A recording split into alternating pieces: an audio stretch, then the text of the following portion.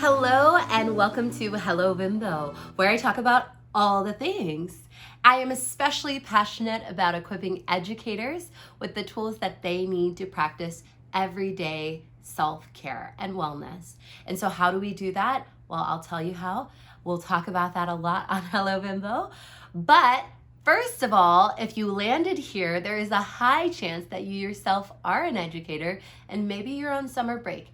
And maybe you're thinking, how can I take care of myself now so I can store up all the goodness and set really good routines that will last into the school year? So those are the kind of things that we're talking about today. First, I want to start with a segment I like to call You Glow Girl, where I am highlighting a celebrity or well-known person who has a self-care practice that I think we could copy.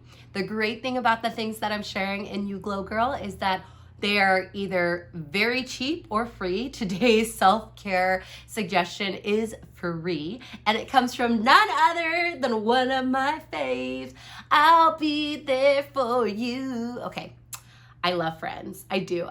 I'm not like on the level of, oh, my Lanta, I know all the episodes by heart. I know like the pivot scene. I know Smelly Cat. Anyway, if you've never watched Friends, I feel like it's on a streaming service near you.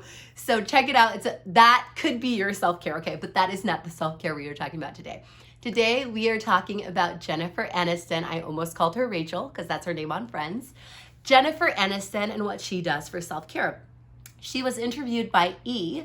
in 2021. She shared a lot of different things about how she keeps sane with her crazy busy filming schedule. But one thing I loved that Jennifer Aniston said that is actually going to tie into my 3 tips for summer self-care that I'm sharing today is that she has a very specific morning routine.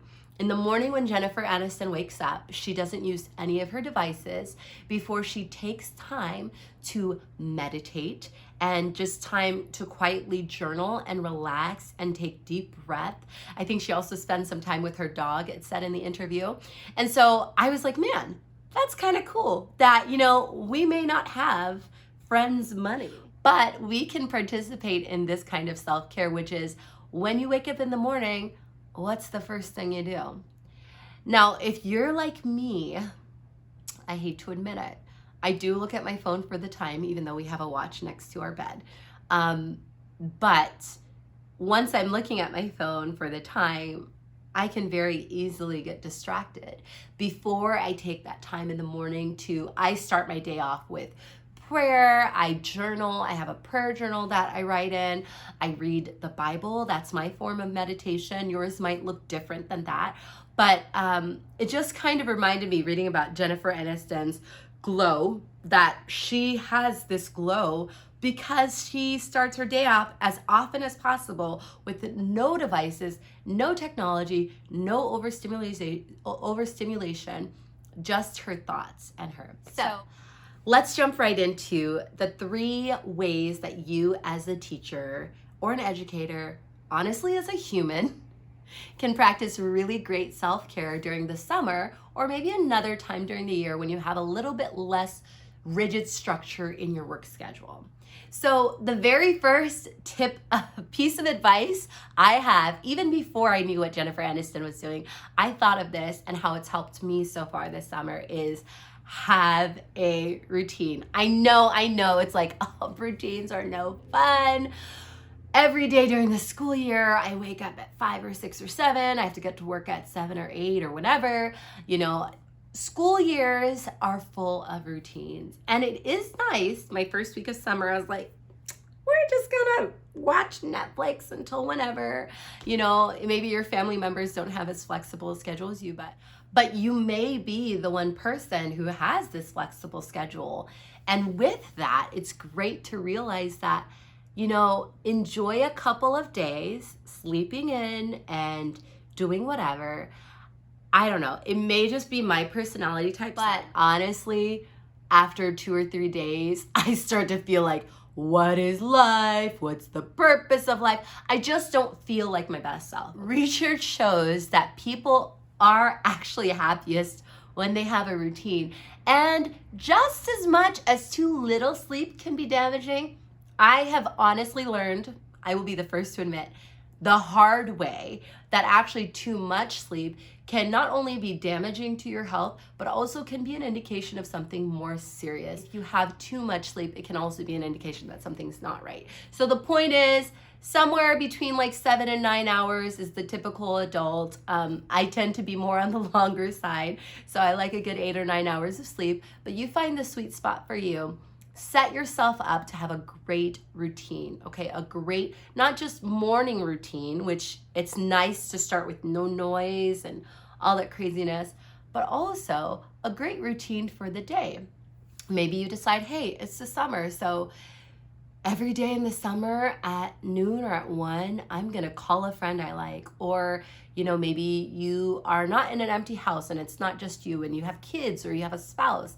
Maybe you decide, okay, every Monday I'm gonna cook a fun dinner and we're gonna eat it in the backyard because that's just what brings me joy. Having things to look forward to in the summer, first of all, I found it makes the days, I don't want to say drag a little bit more, but it doesn't seem like they just fly by. Because when you're doing the same thing every single day and you don't really have purpose or like goals, the days fly by and you're like, what? It's August already? What? It's Labor Day. We're back in school. So allow yourself to enjoy summer. Don't crowd up your schedule, but have a routine. Every morning you wake up and you have your meditation time or your prayer time. And then after that, you go and exercise for a little bit. And then maybe you shower and you brush your teeth and take your vitamins. And I just shared with you guys my current schedule. And so I'm finding that it's working really well for me to have a little bit more structure. In that structure, you can build in 2 or 3 hours in the afternoon that you just do whatever you like. And it's actually fun to decide what you like so you can look forward to it. So for me, I just got a hand lettering book from Amazon. So I'm so excited to start practicing hand lettering. Y'all, I am so jealous of all these people on Instagram who have all these like cool hand lettered graphics, and they like make them, not just like do them online, they make them with their hands. So that's just a fun little hobby that I'm like, okay, I want to learn how to hand letter a few things so I can write fancy if I want to write a note to a friend or a postcard. Another afternoon, something I've been meaning to get back to is I got a guitar last year for my birthday.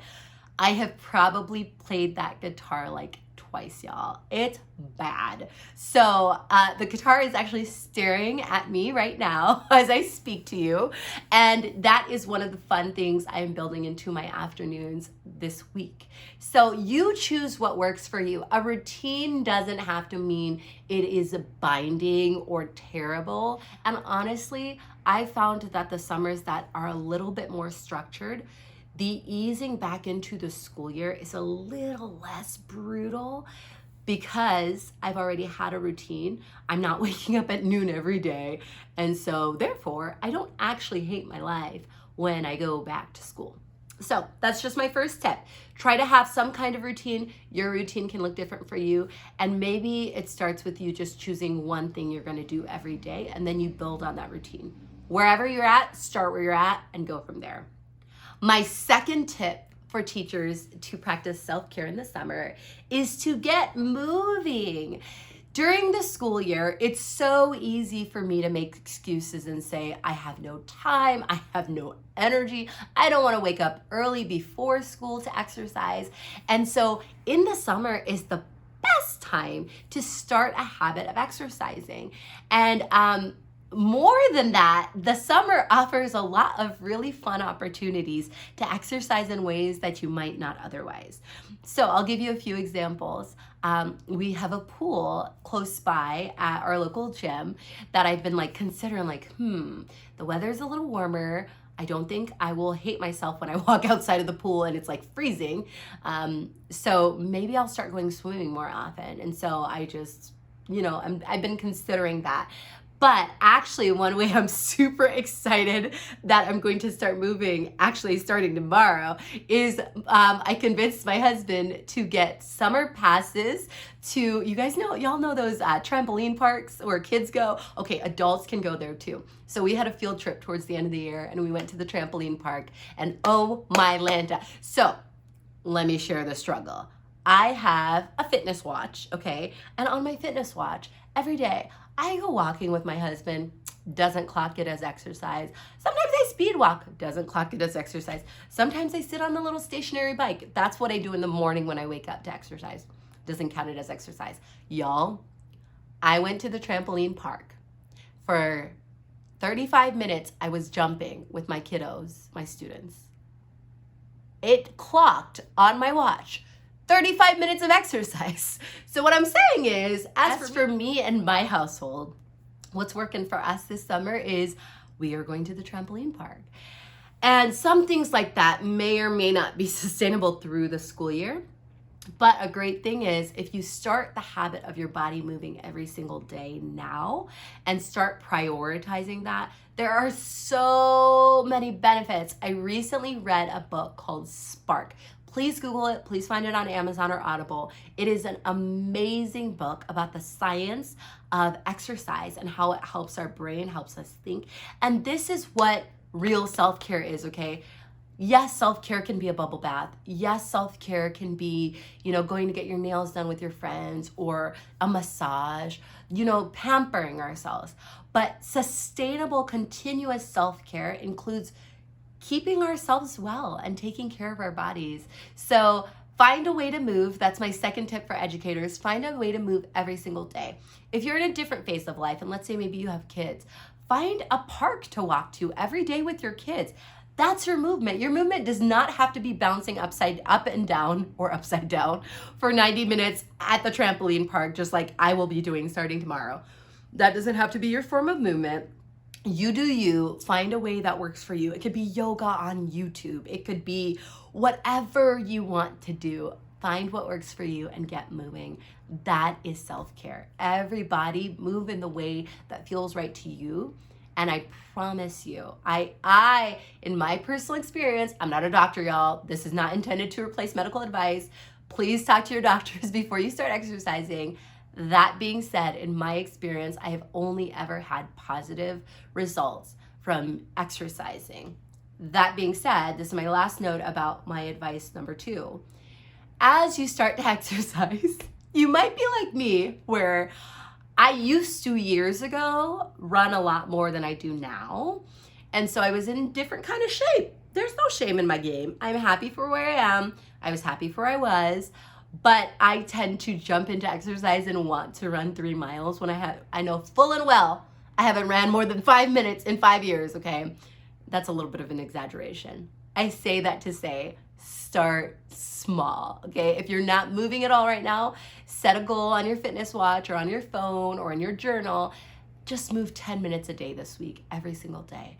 Consistency is key. It's better to develop the habit than to start doing 90 minutes and then you can't do it every day.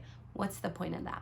So anyway, off my high horse about exercise, and that actually makes me want to go jump today, but our summer passes start tomorrow, so, Anyway, my third and final tip for having a wonderful self-care summer is a great time for educators to explore.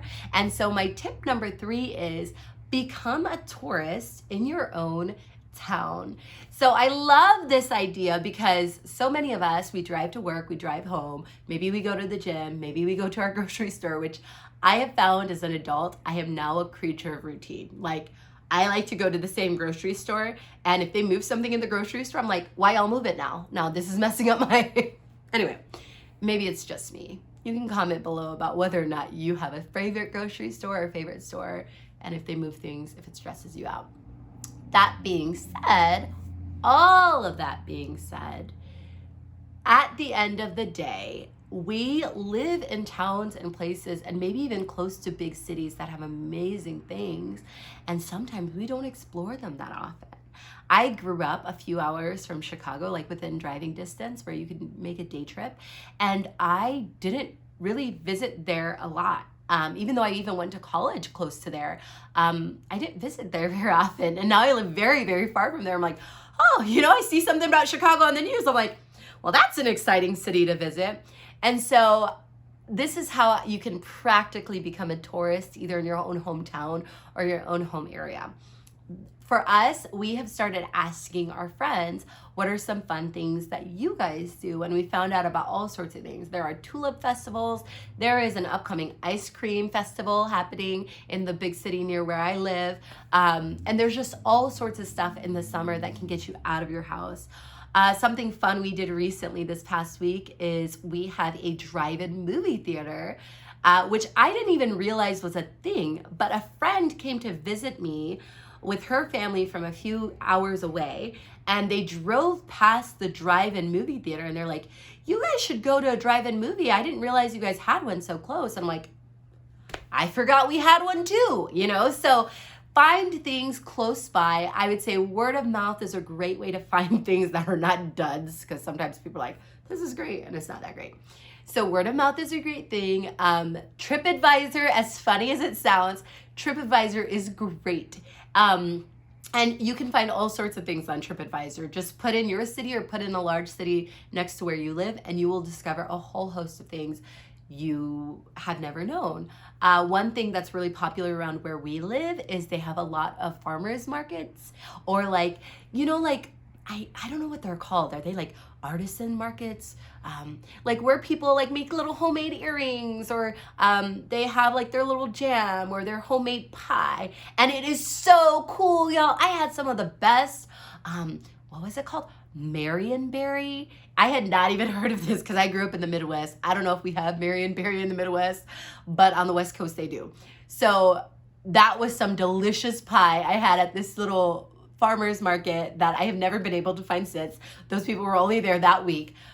That being said, find things in your hometown that you can just fall in love with and have fun and really get to know the place that you live. There's so much we don't usually have time to explore, and this can actually make it so, if you find something and you discover something great during the summer, in the fall, in the winter, you can return to that. Because now you're not really experimenting. Now you're like, no, I went and I did this thing and it was super fun. Something else fun that we did recently was axe throwing. That was actually really fun, super, super fun. And I say that, listen, y'all, I am not let's go do the things and throw an axe. That's not me. So please know that this was definitely outside of my comfort zone. However, it was a blast, and just a really fun date for my husband and I. So get a group of friends, do an escape room, do axe throwing.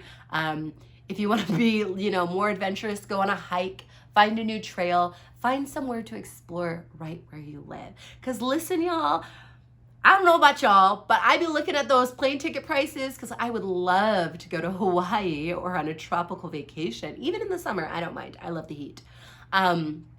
But those plane ticket prices are not cute. So as for me and my budget, as for me and my wallet, we will have a few staycations here, and that's all right. That's okay.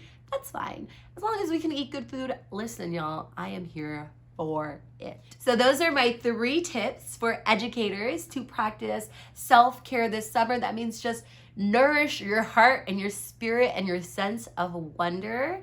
First of all, get a routine. Yes, this is me telling you, a routine will actually help you structure your fun, and it's super fun. I get a routine. Make a routine that works for you, because you are in control and it is your summer. My second tip is get moving. Add movement to your routine. It may not be the trampoline park, but find something that is fun for you. It could be swimming, it could be an exercise class, it could be Zumba, whatever movement looks like for you. It could be walking your kids to the park or riding your bikes with them. Whatever looks fun for you or sounds fun for you, do that.